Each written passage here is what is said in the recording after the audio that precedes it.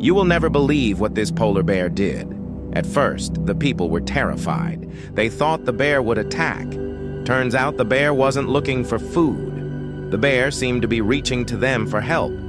The bear told the people to follow him. They followed the polar bear a mile across the water to another sheet of ice. When they got to the sheet of ice, the polar bear started to get anxious.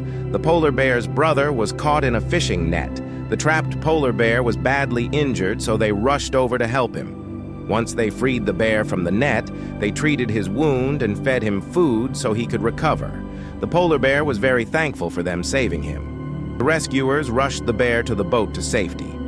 He made a full recovery and was brought back home. His brother was waiting for him and thanked the humans for saving his brother's life.